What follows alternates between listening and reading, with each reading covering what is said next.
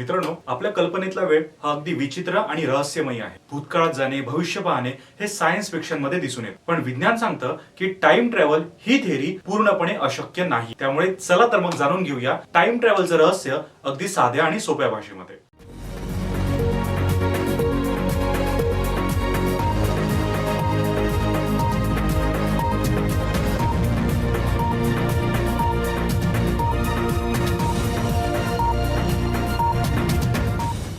मित्रांनो, टाइम म्हणजे फक्त घड्याळ आणि कॅलेंडर मध्ये दिसणारी वेळ नाही. कारण टाइम हा युनिव्हर्सचा एक असा डायमेन्शन आहे जिथे वेगवेगळे इव्हेंट्स घडून येतात. आइन्स्टाईनच्या थेअरी ऑफ रिलेटिव्हिटी नुसार टाइम हा पूर्णपणे रिलेटिव्ह आहे. म्हणजे काही परिस्थितीमध्ये वेळ ही पूर्णपणे हळू किंवा वेगानेही चालू शकते. आणि याचा परफेक्ट एक्झाम्पल मानलं जातं मित्रांनो ऍस्ट्रॉनॉटचा स्पेस ट्रॅव्हल. कारण स्पेस ट्रॅव्हल करताना पृथ्वीवरचा टाइम आणि स्पेस मधला टाइम यामध्ये बरंच अंतर आढळून येतं. आता टाइम ट्रॅव्हल हे दोन प्रकारचं असतं. फॉरवर्ड टाइम ट्रॅव्हल आणि backward time travel. Forward time travel म्हणजेच भविष्याकडे जाणे आणि बॅकवर्ड टाइम ट्रॅव्हल म्हणजेच भूतकाळामध्ये जाणे. आइन्स्टाईनच्या स्पेशल रिलेटिव्हिटी नुसार ज्यांना लाईट स्पीडच्या जवळ जावं लागतं त्यांची घड्याळ नेहमी हळू चालते. त्यामुळे ऍस्ट्रॉनॉटचा स्पेस ट्रॅव्हल हा जरी एका वर्षाचा असला तरी त्याला पृथ्वीवरील 10 वर्ष कन्सिडर केल्या जातात. आणि यालाच मित्रांनो फॉरवर्ड टाइम ट्रॅव्हल असंही म्हटलं जातं. आता यामध्येच दुसरा प्रकार येतो बॅकवर्ड टाइम ट्रॅव्हलचा. यामध्ये भूतकाळामध्ये परत जावं लागतं आणि याचं परफेक्ट एक्झाम्पल दिलं जातं ग्रँडफादर पॅराडॉक्सचं. आता ग्रँडफादर पॅराडॉक्स म्हणजे मुले होण्यापूर्वीच आजोबांना मारून स्वतःचा जन्म रोखणे.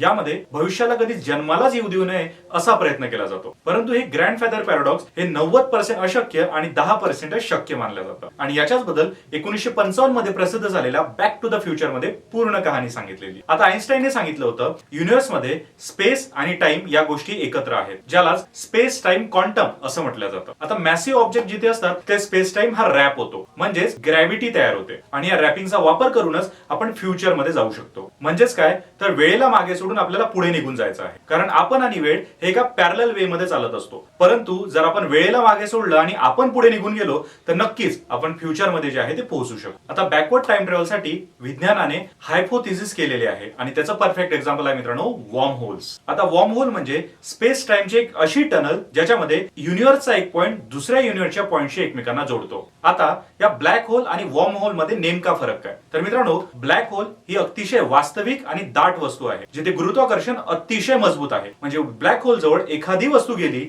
तरी ब्लॅक होल त्याला आपल्या आत्मसात घेऊन घेतो. जिथे गुरुत्वाकर्षण शक्ती अतिशय मजबूत आहे आणि यामध्ये अगदी प्रकाश देखील त्यातून बाहेर पडू शकत नाही. तर वॉर्म होल हे युनिव्हर्स मधील अतिशय सिद्धांतिक एक शॉर्टकट आहे ज्यातून युनिव्हर्सचा एक पॉइंट हा दुसऱ्या पॉइंटला फक्त कनेक्ट होतो. परंतु मित्रांनो जशी ब्लॅक होलची पुष्टी झालेली आहे त्याचप्रमाणे वॉर्म होल हे कधीही पाहिल्या गेलेलं नाही. त्यामुळे वॉर्म होल हे फक्त थेरॉटिकली मांडण्यात आलेलं आहे. त्याच्या अस्तित्वाबद्दल आजही जगातले वैज्ञानिक हे शंका उपस्थित करतात. आता बाहेरच्या पॉप कल्चर मध्ये टाइम ट्रॅव्हल हा अतिशय लोकप्रिय टॉपिक आहे. तिथल्या मूवीज आणि बुक्स मध्ये फॉरवर्ड आणि बॅकवर्ड टाइम ट्रॅव्हल हा दाखवलाच जातो, ज्यामुळे आपण युनिव्हर्सच्या मिस्ट्री आणि इमॅजिनेशनना अनुभवू शकतो. परंतु मित्रांनो विचार करून बघा, तुम्ही जे 2013 मध्ये 2025 या भविष्याचं इमॅजिनेशन करून बघितलं होतं ते भविष्यात तसंच आहे का? किंवा तुम्हाला कोणी सांगितलं होतं की 2025 असं असेल ते तुम्हाला तसंच दिसतंय का? हा सर्वात मोठा प्रश्न तुमच्या डोक्यामध्ये असलाच पाहिजे. कारण भविष्यामध्ये कोणी जाऊन आलंय आणि टाइम मशीनच्या माध्यमातून त्याने टाइम ट्रॅव्हल केलंय याबाबत अजून ही पुष्टी मात्र झालेली नाही. त्यामुळे फॉरवर्ड आणि बॅकवर्ड टाइम ट्रॅव्हल